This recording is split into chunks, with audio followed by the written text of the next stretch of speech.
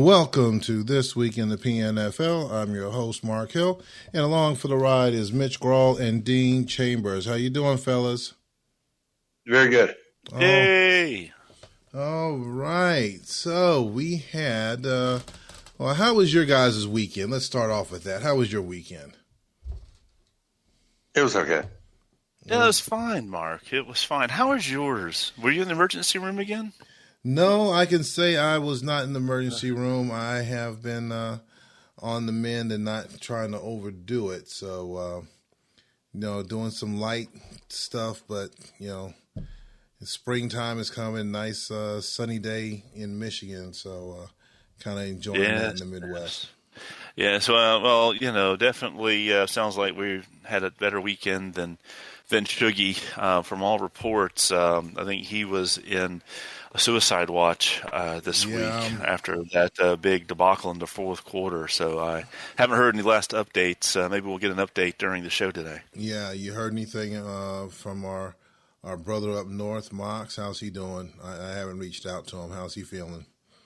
I don't think he was on suicide watch like Shuggy was, but I think maybe we had to keep a police car parked out in front, just in case there's any domestic violence or anything going on inside his house. Yeah. Make sure he's not beating up those stuffed animals he has in his house. Yeah. Apparently there's a shortage of mushrooms in Canada after Friday night. Oh, yeah. Pretty bad. Sorry, guys. Yeah. All right. And good luck getting any more from America with those tariffs. Yeah, I know. Oh boy, fun times. They're like on and off again. You never know if there's tariffs or there's not tariffs. I know. Well, you got to buy when the getting's good, and yep. Maybe it's there, maybe it's not. You don't know. So yeah.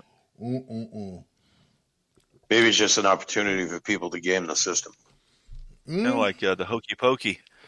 Left foot's in and the right foot's out. And the right foot's in. Left foot's out. Exactly. Well, I think he is right because we have to turn the game. What it's all about, though. Yeah. All right. So we have our week 2 games in the books. We're going to go ahead and run through the week 2 games. Our middle segment is just going to be pretty much of an open forum. We really couldn't lock down on a topic pre-show. Which, Mark, that makes me think maybe during Friday Night Lights, or maybe just send a note out during the week, maybe send a note out to the league asking for some suggestions for topics for our second segment. You know what? That way we can give the people what they want to hear. Give the people what they want. I agree with that. Also, I'll put a note out again that, make sure we kind of keep to our 8 o'clock for the Discord if anyone wants to jump in and see what's going on in the show. So we could do that.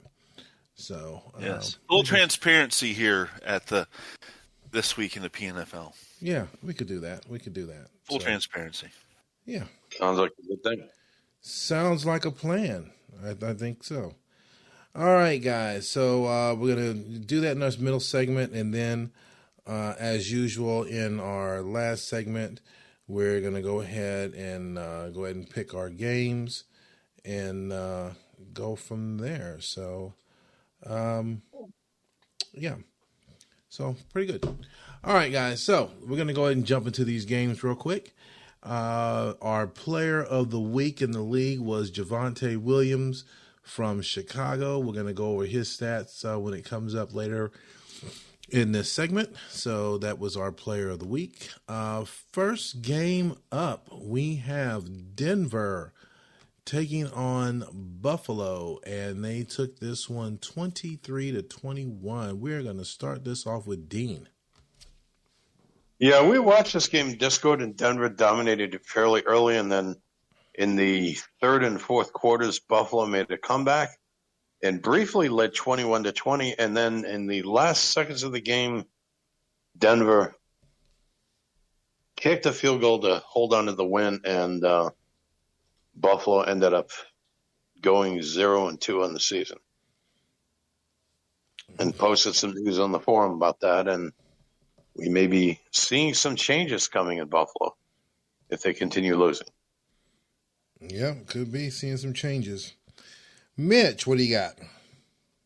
Yeah, well, I continue to be impressed with Denver. I mean, this is this is going to be their third season in the league, and from the get-go, they have played strong defense from the start. And one thing is for sure, if you can play strong defense in this league, you give yourself an incredible chance to win. And their offense was not pretty, but when you keep the other team from scoring, or at least not scoring a ton, sometimes you don't have to be too pretty on offense to squeak out a win. So nice job, Denver, for continuing to stay consistent on the defensive side of the ball. All right. We have New York Jets taking on the Indianapolis Colts, and the Jets do what the Jets do. They took this one 24-14. Mitch. Ooh, yeah. Well, Mac Jones wasn't pretty as far as completion percentage goes, but he did complete 17 passes for 266 yards. So if you're if you're not going to complete much, you better chunk it down the field. And he did that and got 3 touchdowns out of it. So, not a pretty game, I think, for either team. But the Jets continue to find ways to win, even when, maybe they're not, putting in the same energy that they do in the playoffs. Dean, you're up. Well, what they found was the Colts turning the ball over 3 times. I mean, 17 of 43, that's 40% by the Jets quarterback, but the Jets benefited from 3 turnovers. That probably made the difference in what could have been a game that maybe could have gone the other way, but you turn the ball over 3 times, it's not happening. I agree with that. We'll find a couple other games that are like that as well this week. So, I did call this next game because of my old favorite team growing up, but still kind of shocked by this. We have the champs, Houston Oilers, taking on the Pittsburgh Steelers, and Pittsburgh edged them out by a touchdown by the score of 24-17. Dean.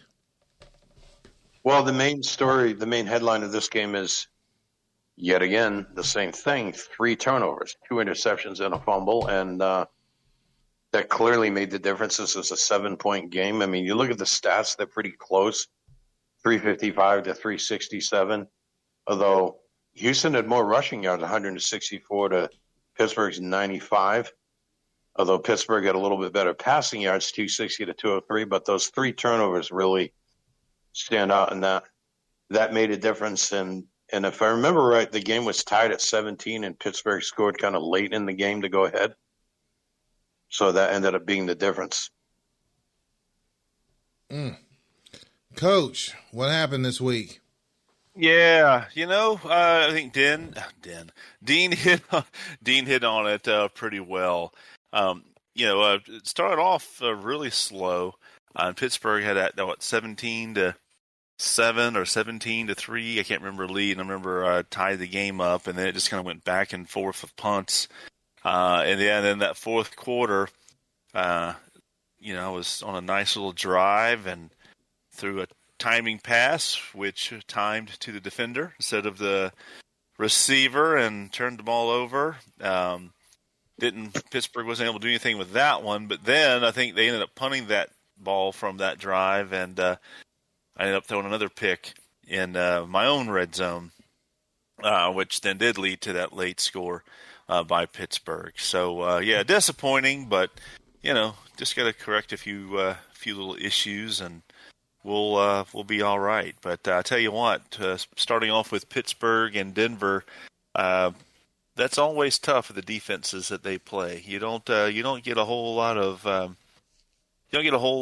extra room on the field when Denver and Pittsburgh's defense is out there. Yeah, I agree.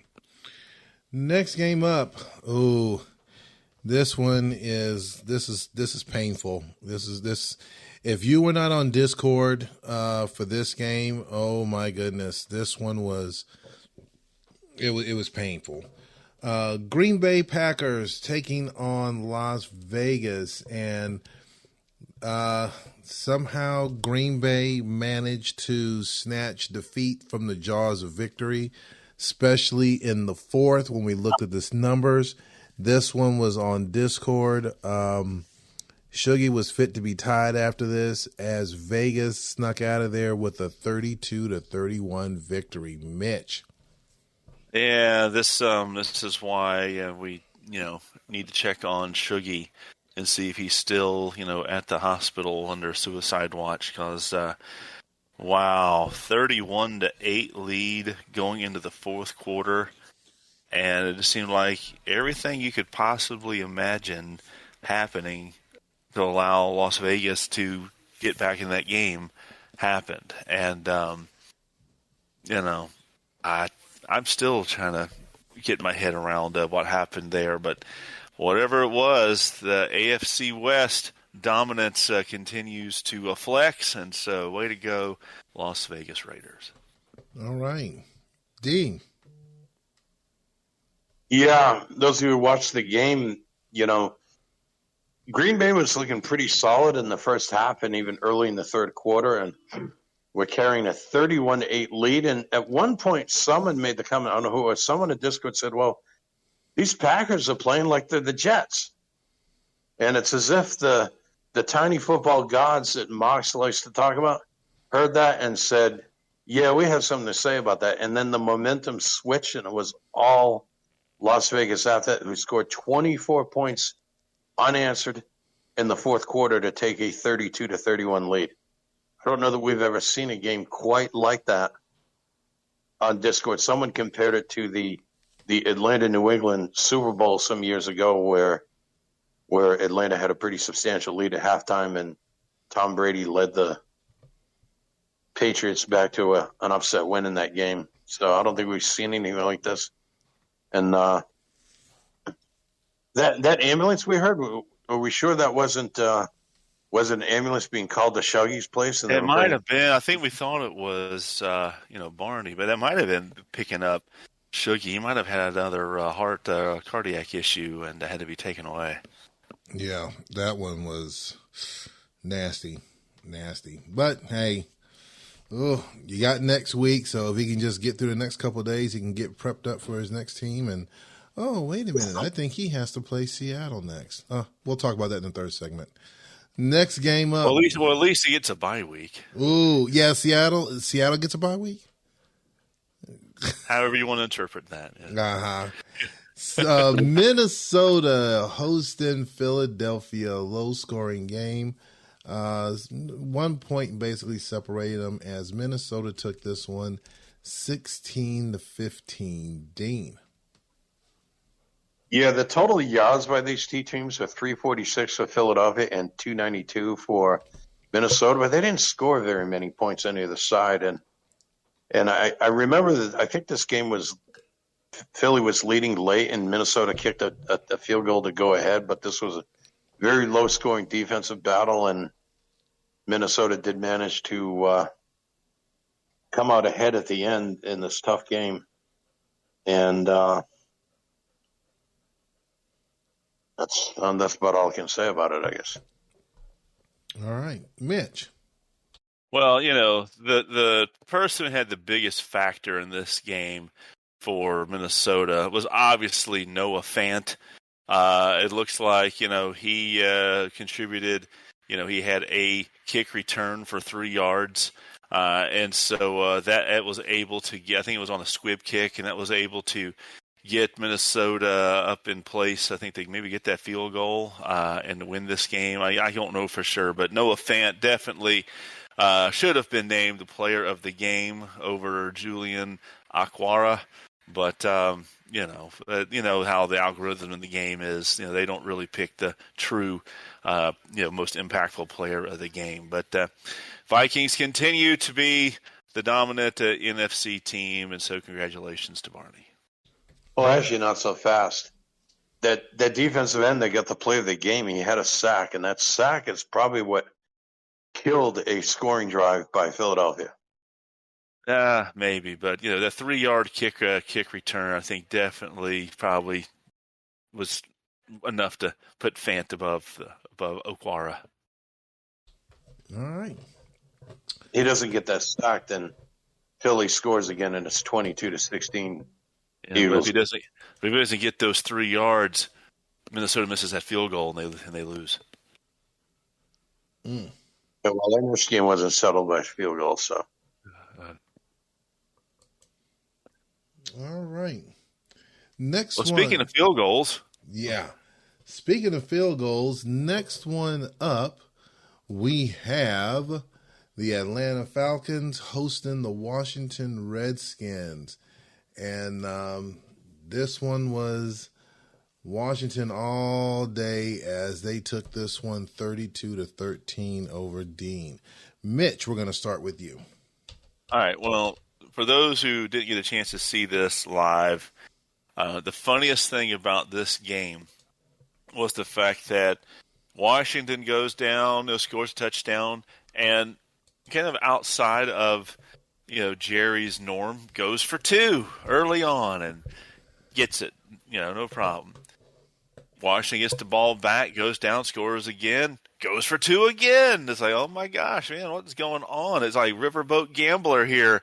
Jerry, the gambling man, going for 2 and gets it again.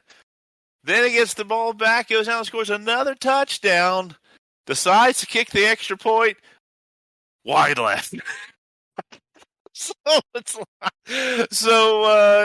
to me, I don't know. I found that funny, but anyway, Washington, definitely, had Atlanta's number, which has not necessarily been an easy game for Washington over the last couple of seasons, but they definitely dinked and dunked their way to 424 yards and enough scores to win, but. Nice win for Washington. All right, Coach, you're up. What happened with your boys this week? Yeah, this is what game planning failure looks like. I mean, I went through the whole process and watched some practice games and was not winning many of them, made changes, and it just got worse and worse. I went back through that initial game plan that I put together after simming games.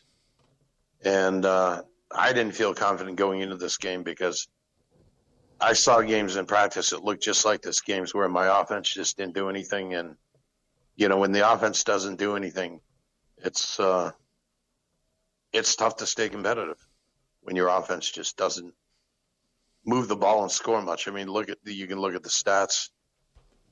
Washington had 30 first downs and held the ball for 36 minutes and 51 seconds, almost 37 minutes. Tough to overcome that. Yeah, definitely hard to come back from that one.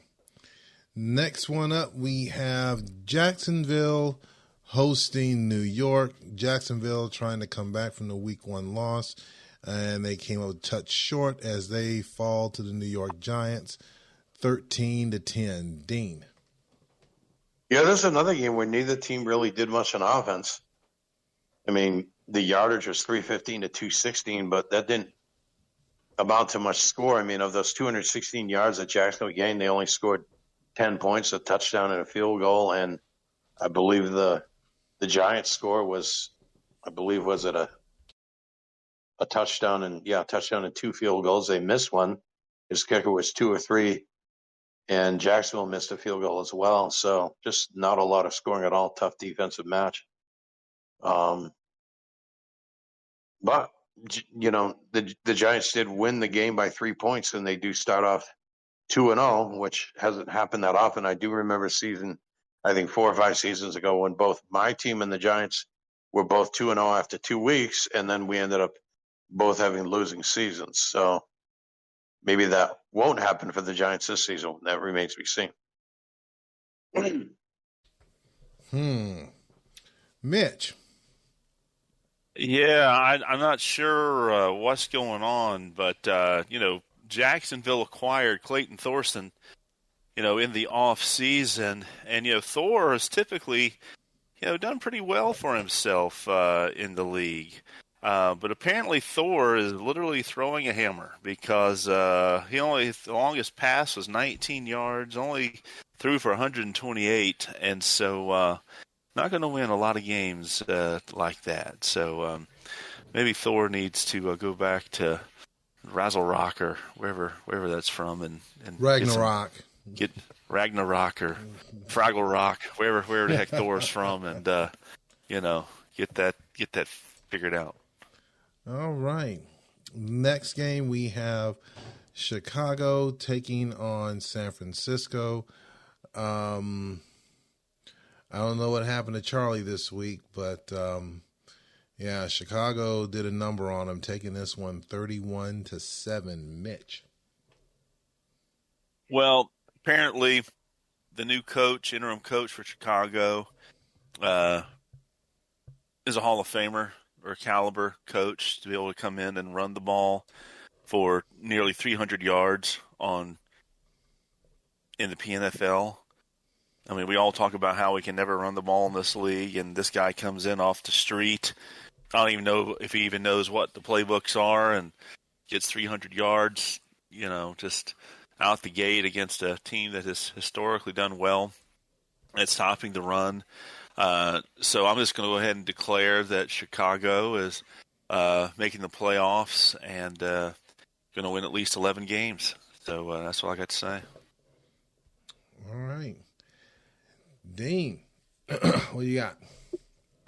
In an effort with that 297 yards of rushing and an adequate amount of passing, and the Chicago defense pretty well stifled the San Francisco offense, held them to 201 yards on only a single score, a touchdown. So and the time of possession, 37 minutes and 54 seconds for Chicago. That's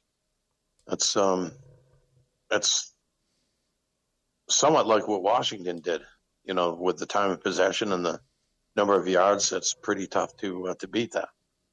I mean, San Francisco was 1 of 12 on third and fourth down attempts. 1 of 12. 10 first downs for San Francisco.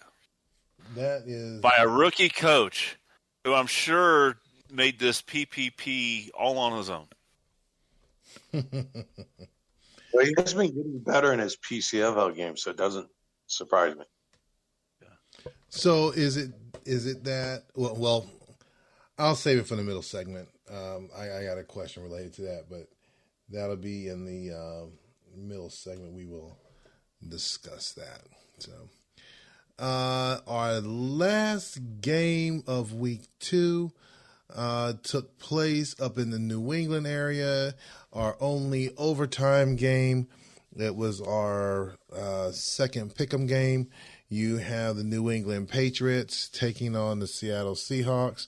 As I mentioned in the pre-show, New England managed to snatch defeat from the jaws of victory because Seattle was dominated on definitely in the first half and pretty much most of the second half, but somehow they found enough to be scrappy enough to take this in the overtime and win this one 26-20. Mitch.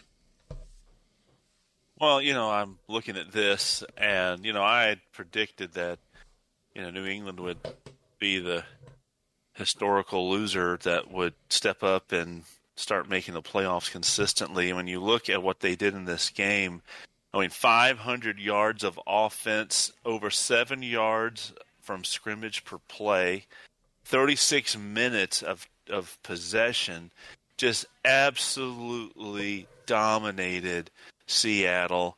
It was like Seattle wasn't even on the field except for 3 plays, and that was an interception and 2 fumbles, which they scored 3 touchdowns, I think, off of. So, Mox, come on, man. Oh. Yeah, anyway, tough game for Mox. Yeah. Dean. turnovers likely cost New England scores in the game itself. I mean, again, we have 3 games this week where 3 turnovers likely made the difference. Oh, yeah. And this was one of them. Oh, yeah. 30 first downs. 30 first downs. Oh, yeah. Oh, yeah. If you guys remember, Did you know on Discord, I was sitting there saying, oh, my God, did the offense even show up? I mean, the defense spent most of the time on the field.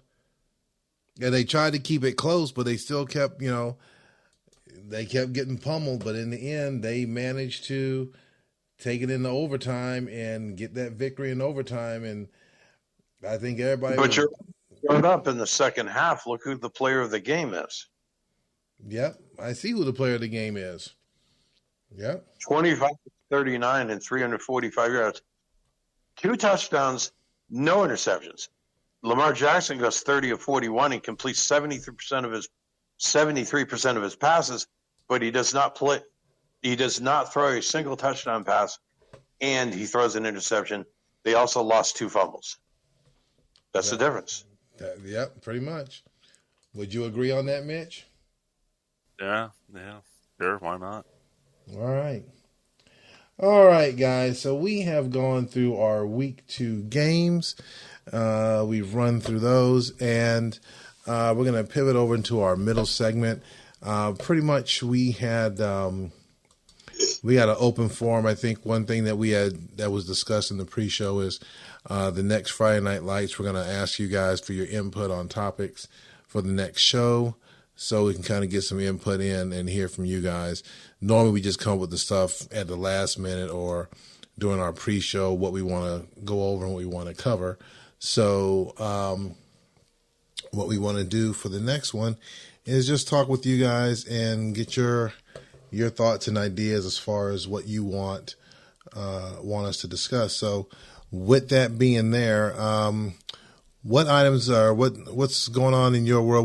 What thoughts do you have during this time, Mitch? Well, I'm noticing a new trend that's starting to happen in the league, and that is this budding trend of interim coaches for teams. And so, not sure where this is coming from, other than just a lack of time for the existing coaches. But between the PCFL and some former coaches, we were able to keep the league going here pretty well. So like Rich said, maybe if we can scramble up a few more old coaches and, maybe the guy from Al-Qaeda, that Dean recruited for the PCFL, maybe we can get 28 teams. Maybe we can get 28 teams back in the league here in the next 10 seasons, the way things go. About the time we get our player ratings equalized a little bit, but no, all kidding aside, it is interesting though. We've got a couple of interim coaches out there, so not sure how that'll go. Don't know if there's any other people that are planning on doing that. I know that there's some speculation that the Jets kind of are doing some special things as Thomas is maybe having to take a little bit of his foot off the gas. But I don't know. It'd be interesting to see how that all turns out, and at what point do the coaches become frustrated if their team hasn't won enough games to come back in and take over the coaching range? I don't know. We'll see. But that's something on my mind, Mark. 2 points. If we have anyone available, maybe I need an interim offensive coordinator. But second, there was an idea that came up at Discord Friday night. Speaking of equalizing the ratings, we want more diversity in the ratings. And I think I don't know who suggested, but I know at one point Rich was talking about it. If we changed our anti-aging and physical systems where players would pass the physical and would continue to play the next 2 years, but we stopped reversing the aging. In other words, if we just allow the players to age as they do, we wouldn't have these 12th and 13th year players still playing at 100% of their potentials. Because if you look in the earlier seasons of the league, veteran players that would start aging and their numbers would decline. They'd get to the point where they'd be shifted to backup status, then even lose their roster spots because they no longer had the talent. Just kind of what happens in real life. A player retires because they basically don't have it anymore. So, that might be something to think about, maybe debate in the next offseason and maybe even vote on it if there's enough people that think we should start. Myles Garrett's playing for Seattle with 15 seasons, and he's playing high. No. Yeah, so if we did that, it would mean the players, I think the way Rich was talking about, the players would still take their physicals to determine how long they play, but they would, that we would no longer do the anti-aging part. So your player gets up like 7, 8 years of age, they stop losing, the first couple of years they lose ratings. If any of you remember how that worked in leagues that didn't do anti-aging, your player would lose like 1 or 2 points a couple of ratings, and you would like get some of that back in training camp. But by the time they got to like 10, 11, and 12, they were losing enough points where you probably weren't even starting them anymore. So, that's something to think about. That will increase the values of both rookies, younger players, draft picks, and it might even spur more trading than we're seeing. Because suddenly your top linebacker is now aged 3 seasons in a row now, and now it's not even your top linebacker anymore. It may not even be going to start. You're probably going to be either drafting someone or trading for a replacement for him. So it's something to think about. I thought about it. I want to see it on paper first. I thought about it. No, because Myles Garrett's been there. He's going to stay till he's 20 seasons in. He's going to be the LeBron James of the PNFL. And that is why we need that rule.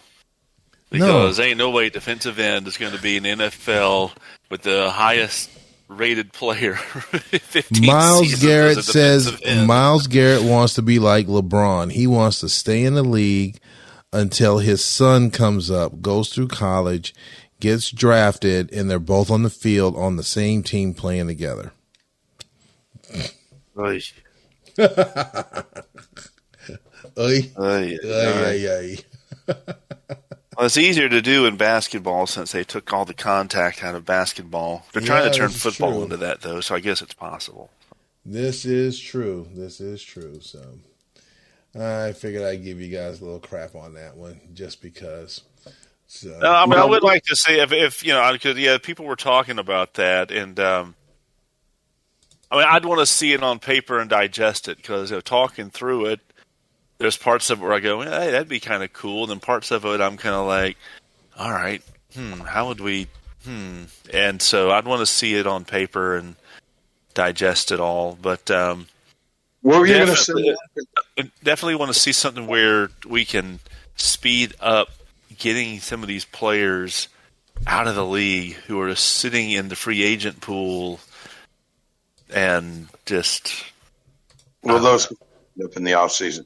So what were you going to say about the interim coaches earlier when we were talking about the Chicago game? Yeah, Mark, what were you going to say? Oh, about the interim coaches. The question that I had was, what was the nexus of this? Is Justin out completely, or is he just throttling back? I thought it was an interim coach that was coming in where one coach was taking offense, one was taking defense, not taking the whole team. So, I don't know.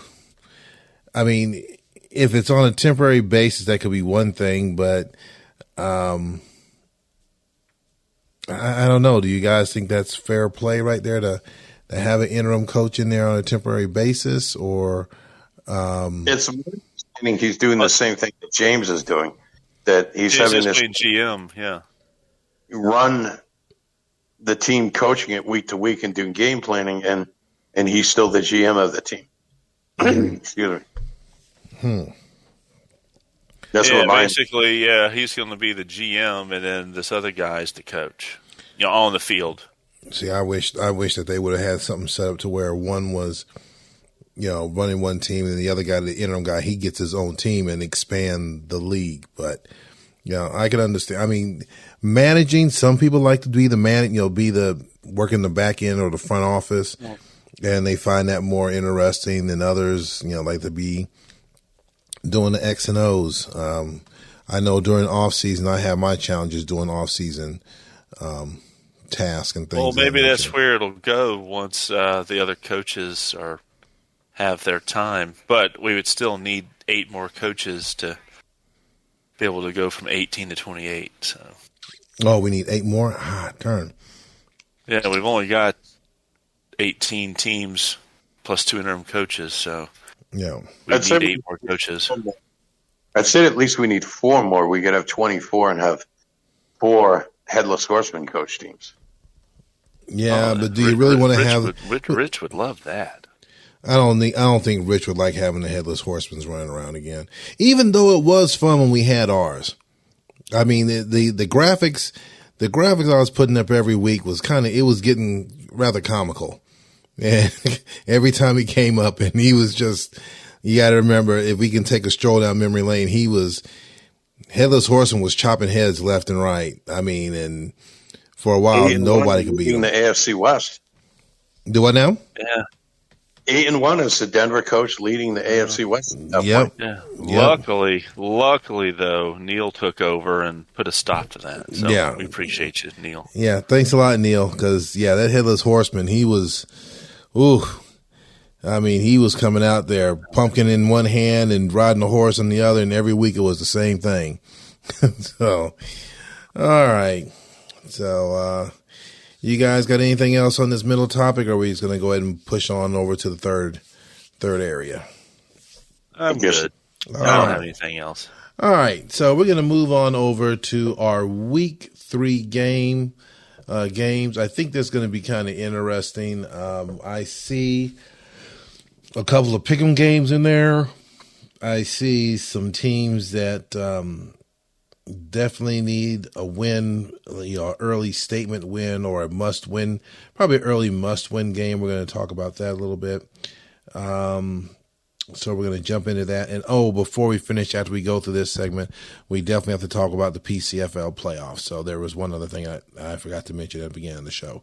So going into our week 3 games, the first game we have on the list, we have the New York Jets going up to Buffalo to take on the Bills. They are giving the Jets 10.5. We're going to start with Mitch.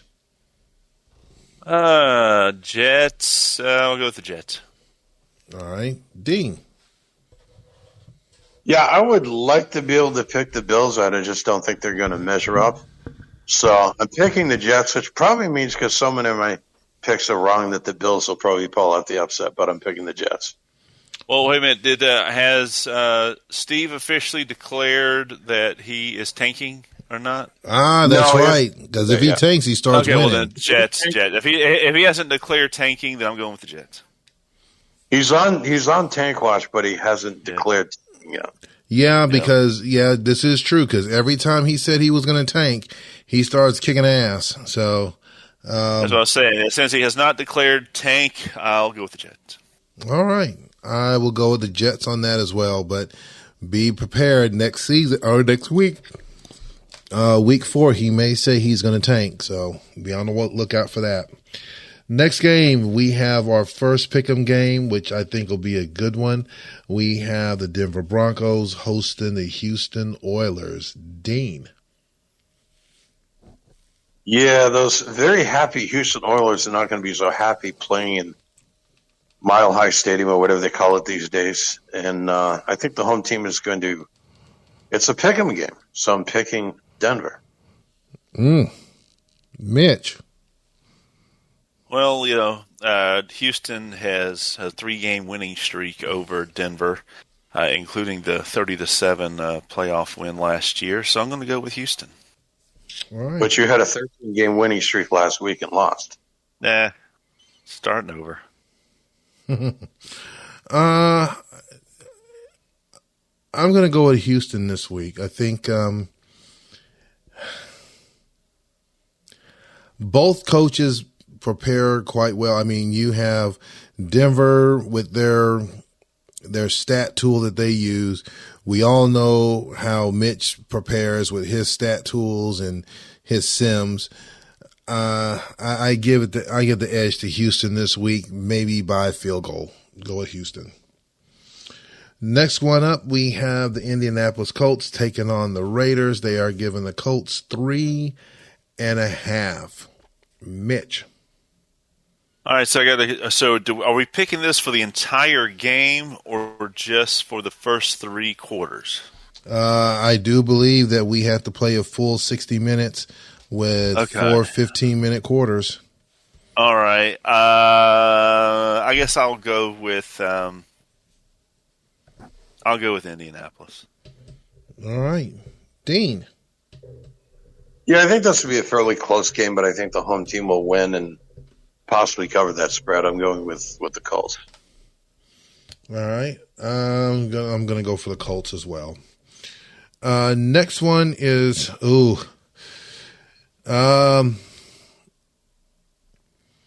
okay. Seattle beat both of these teams, so it's a pick 'em between them this week. So you have New England taking on Jacksonville. Dean, I had to throw that in there. I'm trying to talk my trash now before the season really gets going. Yeah, this is an unfortunate matchup for both these teams because neither one of them can afford to lose, and I don't think it's going to be a scoreless tie, and I don't think it will end in a tie. I think the home team, the Patriots, will just barely squeak out a win here. Maybe if they just not turn the ball over 3 times, maybe they can manage to get a win here. All right. Mitch. I'm going with the Patriots. This week they won't turn the ball over. I'm going to go with the Patriots this week as well. I think the Patriots need that win. This is a must-win for both teams, but by the way that they lost last week, they are definitely out for redemption to prove that they can go ahead and finish off a game. So I'm going to give this one to New England. Next game. Well, I'll tell you what. Imagine, if Jacksonville wins this game, and then, if the Jets beat Buffalo, like I think we've all thinking they will, that means New England and Buffalo will be 0-3 in the NFC East. Oh, they're going to be trying to. And then we're going to have a real debate. Which is the worst division in the league, the NFC East or the AFC East? Ha ha ha! Wow, that's a good topic. We'll hold that for next week to see after these games. We will hold that for next week. Next game up, we have the Philadelphia Eagles taking on the Washington Redskins. They are giving the Skins 7.5. Dean. Yeah, I don't see the Eagles' defense doing much to slow down the Redskins' offense, so I think Washington will win and cover. All right, Mitch. Yeah, I think it's going to be a close game. Similar styles of play from these coaches, but I'll go with Washington till Dan can show he can get back in the win column. Okay, I'm going to go with the Redskins on this one as well. Take the points. Should be an interesting game, but Philly's going to come just a bit short. Next game up, we have the Pittsburgh Steelers taking on the Atlanta Falcons. They are giving the Steelers 9.5. Mitch. Ooh. I think if I look at the stats, Atlanta, when they're playing outdoors versus an AFC West team, their record is not very good. So I'm going to take Pittsburgh. All right. Dean, what do you got, Coach? Well, considering that my team hasn't played very well at home, a 1-point win and a 18-point loss, they might welcome a change of scenery by playing on the road. So they might play better this weekend. Okay. I think you're saying that you can agree they can play well on the road this weekend, but I think it might be a little bit too much. I'm going to go with Pittsburgh this week. I think the spread's too wide, but I think the Steelers are going to take it in the end. Coming down to our final three. I think Atlanta's going to take it in the end. What are you talking about? You Oh, think? you said the end. Oh, I thought you said in the end. Oh, I'm sorry. Okay. Oh, you hear him talking trash about you, Dean. Well, I think one of you is talking about football, and the other of you is, I don't know what you're talking about. It didn't sound like football to me. Next game up, we have the San Francisco 49ers taking on the New York Giants. They are giving the Niners 6.5. Dean. Yeah, I almost want to say San Francisco will come back in this game, but I don't think it is a bit of a rivalry between these two teams. I think the Giants will come prepared to win this game on the road. Okay. Mitch. Yeah, I think I recall, wasn't it just a couple of seasons ago, where I think the Giants and the 49ers, seems like they played like the last game of the season, something crazy, and the Giants, they had to win to get in, and they ended up losing like 50-0 or something. I can't remember. It was something goofy like that, I think, with the 49ers. So I'm sure they would like to get some retribution. They are yin and yangs of each other this season. You know what? Screw it. I'm going to go with the Giants. Why not? I'll go with the Giants. Calling for the upset, huh? Why not? You know what? I would join you in on that one. I would go for the Giants as well. Why the heck not? Man? Yeah, Charlie's having a rough go so far. I don't think it's going to last long, but let's see what the Giants are going to do. I'm going to take the Giants this week. Next game up, we have the Chicago Cardinals versus the Minnesota Vikings. They are giving the Vikings 3.5. Excuse me. Mitch. I am going to go with the Vikings. I didn't even have to ask you. I could have just called it. I know why you didn't. I could have called it, Chicago, Minnesota, and then say, well, Mitch is going with Minnesota. Dean, you're up. Yeah. So, yeah. Dean, what do you got? Why you asked me. Exactly. Dean, what do you got? Has he ever picked against Minnesota? Only when he plays against them. Wow. Yeah, I will agree. That's been a pretty good strategy over the last few seasons. Yeah, I think the Vikings will win and cover that spread. Even though they are the road team and they are playing Chicago. So, picking Minnesota also. Chicago's got that new coach. He won't get 300 yards rushing again, would he? Because he's doing it all by himself. I'm sure he's not getting any influence from Justin. He may get 500 yards to turn the ball over 3 times. That is true. That would be Mox's game plan. Mm-hmm. Okay. And then the game. Hold up! I gotta make my pick. I gotta make my pick. Friday Night Lights to see. Hold on, I gotta make my pick. So I'm gonna take the Vikings in this game. So now nobody cares about that. They want to get to this last game. This last game, which to set it up. Better get your PPPs in on time. It looked like it was going to be. See this one. This is a must-win for both teams for different reasons, but it's definitely must-win for both teams as you have the Green Bay Packers hosting the Seattle Seahawks. So definitely this should be entertaining. Definitely looking at getting I don't know, probably game of the. I don't know. Mitch says it's game of the week. I don't think so, but game of the century. You have Green Bay sitting at 0-2. You have Seattle tied with Minnesota at 2-0. Definitely early on this season, it is a must-win game for both teams. So we're gonna go ahead. I'm gonna start this one off with Dean, and then let the entertainment come in on the back end. So Dean, what do you got? Yeah, I think this will be a really entertaining game to watch, an interesting one, and I wouldn't be surprised if Shuggy submits some new plays and comes up with some creative stuff to But I think your team is going to play a little bit more balanced and fundamental on both sides of the ball, and I think Seattle will win this game. All right. I mean, it's going to be interesting, but I think Seattle will manage to have more points on the board at the end of the game when it ends. All right. Mitch.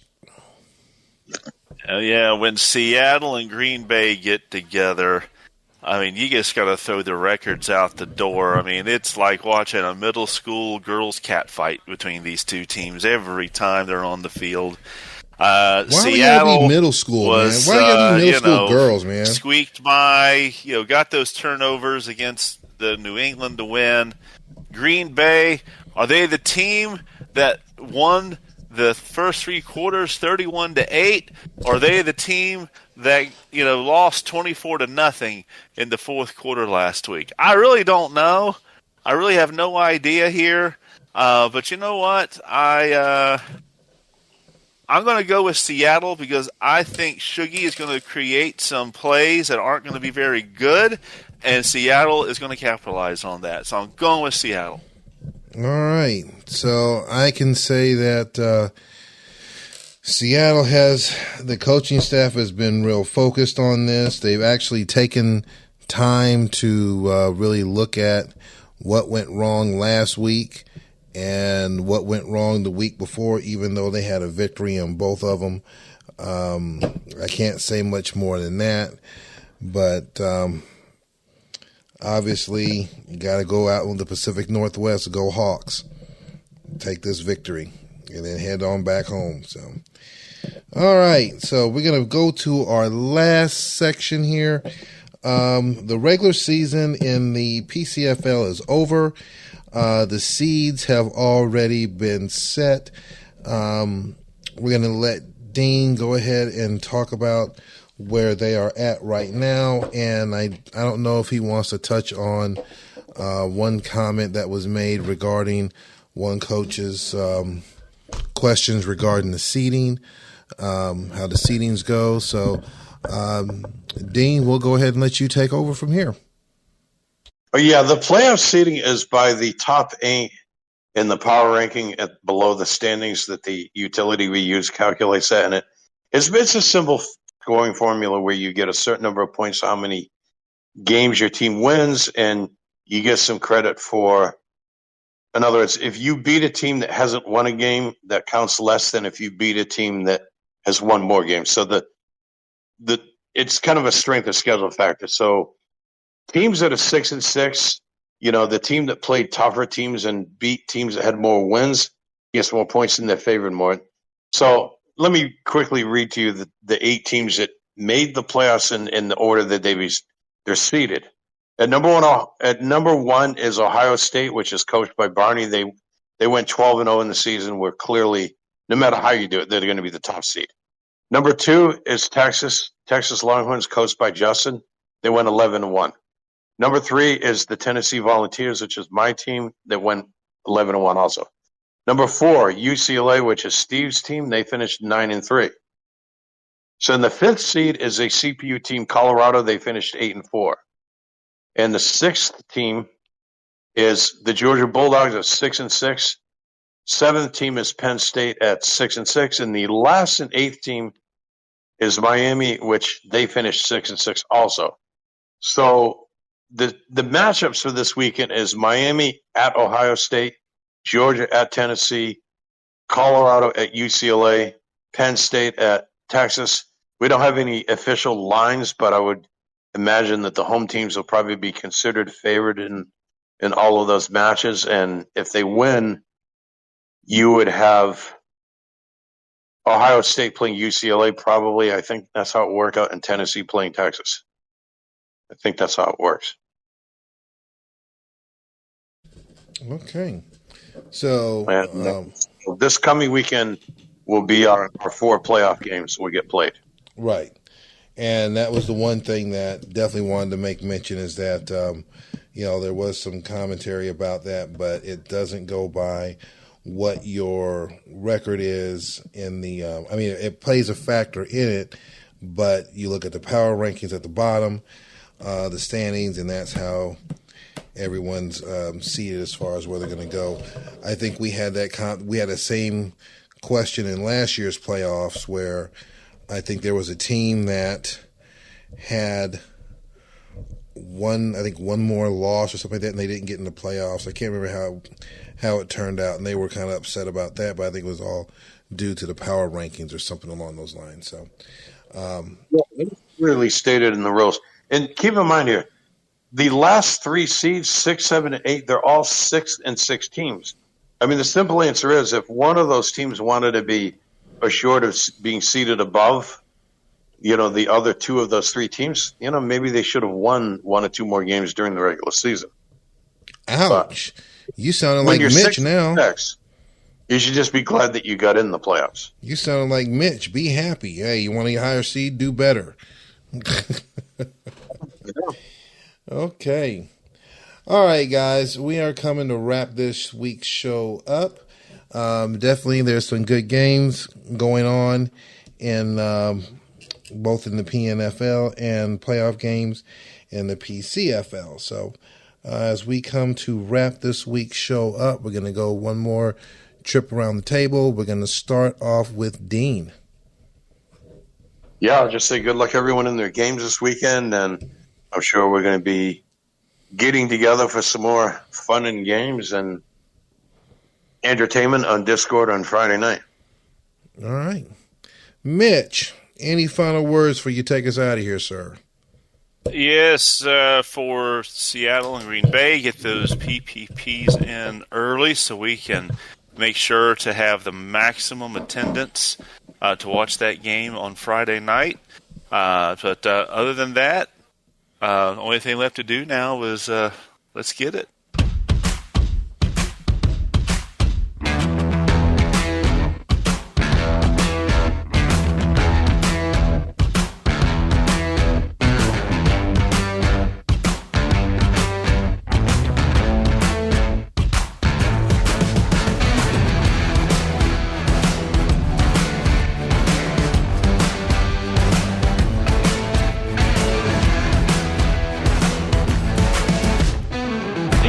Do